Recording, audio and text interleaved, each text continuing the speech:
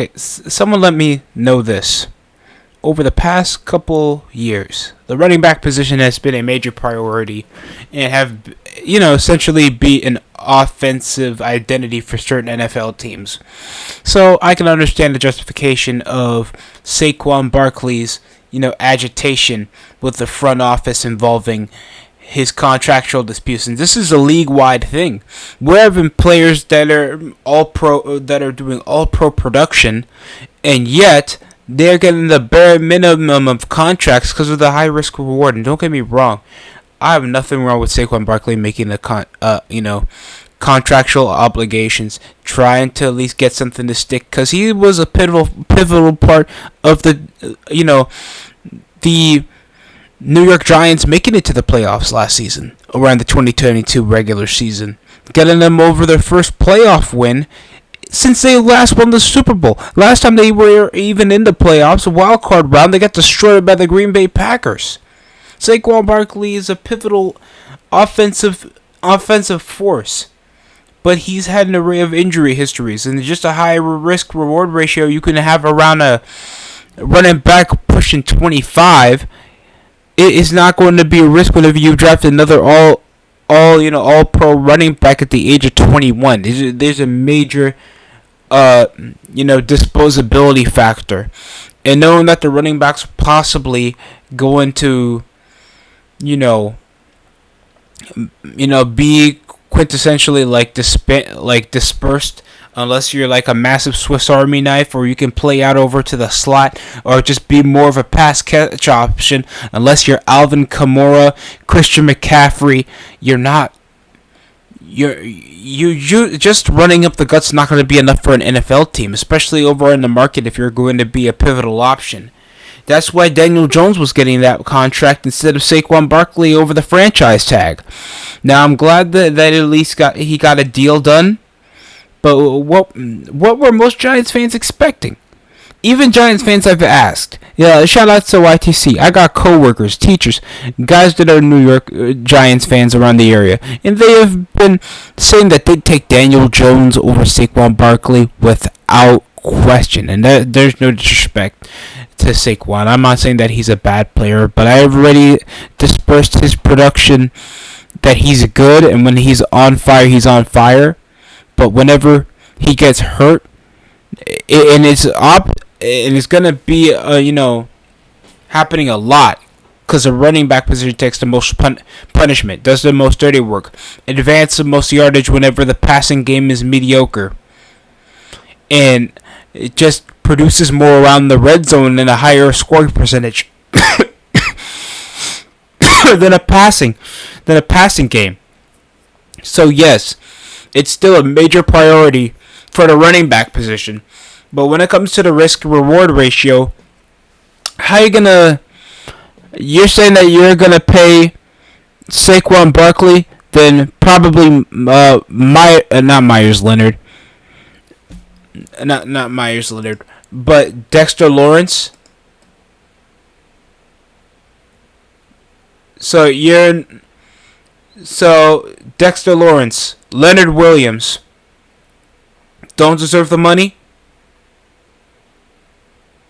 We just got we still got Sterling Shepard, and we picked up Darren Waller, Evan Neal, and there's just more pivotal positions, especially over in the defensive side of the ball. Without them, most teams won't get the ball back. And over the linebacking position, there's a lot more longevity over that, and they're trying to stop over that midfield to make sure they can cause turnovers and cause help. And Saquon really hasn't given much of a reason that he should be paid as much as Daniel Jones, knowing that there's more of a longevity over in the quarterback position because they're the most protected. They will get the ball moving. They're the quintessential captain, and most of the time it's really hard to even find a consistent pro-level quarterback that can stay healthy for a majority over in the field and get the ball moving over 30 yards back without getting hurt, unless you're the running back or the fullback, depending on how your offense plays. But you guys know what I'm saying, right? And there's guys that deserve money. I like Josh Jacobs. I like Saquon Barkley. Derrick Henry. Jamal Williams.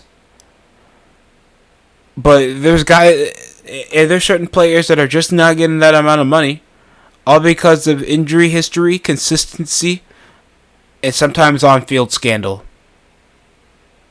Sometimes it can't be helped sometimes. That's why Dalvin Cook still hasn't been signed, because of some allegations that he's suffered with a recent partner that I'm not going to go into that much, because I don't know much of the news. Shout out to Brian Perna, because I think he covered that as well as the running back situation as well. But yeah, there's a lot of reasons why certain players like Saquon Barkley are possibly not going to get the bag. And guys like Ezekiel Elliott, that unless you can move out over on the ball, block, push over to be a pass catch option, while still trying to average around near 1,000 yards, while being at least having a stretch of at least 45 to 55 yards rushing, like your Joe Mixon, and you're still not getting paid behind at least an offensive lineman. There's just more priorities over on the team. And plus, unless you're a Deebo Samuel that we can use you as a rush option and you can pass out the field, and that's possibly going to be a lot more versatile plays that even make the rushing offense obsolete. And in my opinion, there's still a lot of offenses that utilize the rushing game a lot, like the Kansas City Chiefs, the Los Angeles Chargers, San Francisco 49ers, Tampa Bay Buccaneers, Tennessee Titans, Baltimore Ravens, Cincinnati Bengals, Minnesota Vikings, my fault. Detroit Lions last year, they had 2 all-pro rushers combined over at least around 2,500 yards of offense. Last season, they were outstanding rushing offense. 2,100 rushing yards on offense, combined games of Jamal Williams and DeAndre Swift that even got a massive victory against the Green Bay Packers, that they eliminated over to the playoffs, leading them third best in the NFC North. So yeah, that's tough. You can even check around free agency from this season. A lot of all-pro running backs were signed. Literally, Miles Sanders picked up by the Carolina Panthers after making it to the Super Bowl with the Philadelphia Eagles last season, and he only got 4 years, $25 million. David Montgomery, Detroit Lions, now 3 years, $18 million. Jamal Williams from the Detroit Lions, after having a potential All-Pro season, only 2 years off a potential dead cap. My man only got signed $12 million. What's the problem with that? Nothing. These guys are getting their well-earned bags for being pivotal parts of the offense. But look at the offensive line contracts, because there's just more higher priority positions in the NFL. Mike McGlinchey went to the Denver Broncos from the San Francisco 49ers, 5 years, $87 million.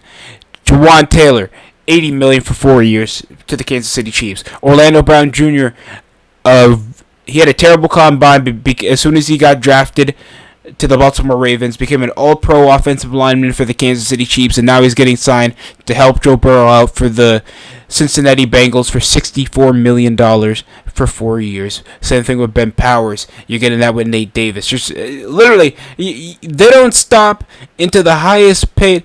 Andrew Wiley is getting paid higher than the highest paid running back in this free agency of this year.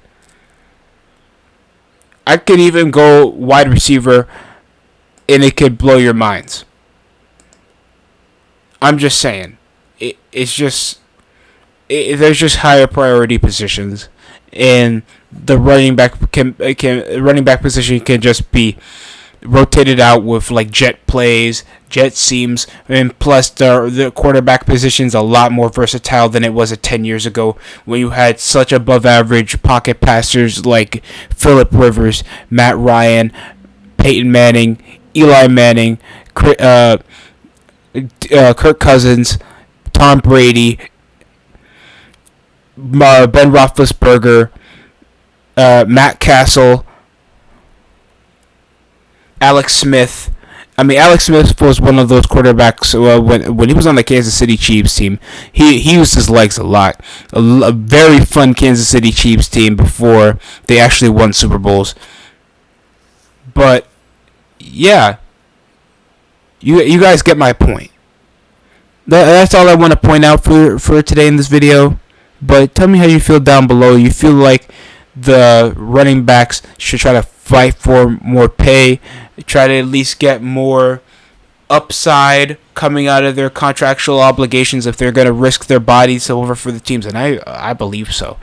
I believe there needs to be more incentive whenever they play a certain amount of games, get a certain amount of contact, more statistical obligations, so these guys don't kill themselves for half a season, and you end up like Derrick Henry did last season, and he was a killer when he was an all-pro running back. There hasn't been a running back over. You think there was a running back in the Super Bowl that was making max contract money? Absolutely not. Absolutely not. Jerick McKinnon was possibly making around like at least $3 million when he won the Super Bowl over with the Kansas City Chiefs. Could be the same thing with Leonard Fournette for the Tampa Bay Buccaneers. I think we gotta go back, possibly to the Pittsburgh Steelers with Jerome Bettis,